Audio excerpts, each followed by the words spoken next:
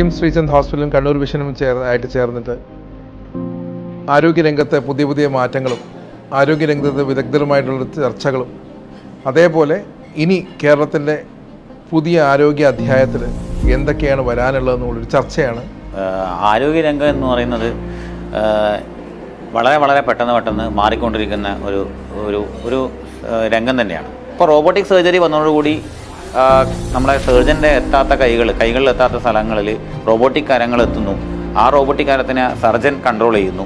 അല്ലാണ്ട് റോബോട്ടിക് സ്വന്തമായി ചെയ്യുന്നതല്ല, നമ്മളെ കൺട്രോളിൽ ചെയ്യുന്ന ഒരു സ്ലേവായിട്ട് അടിമയായിട്ടാണ് റോബോട്ടിക് നമ്മുടെ കയ്യിൽ വരുന്നത്.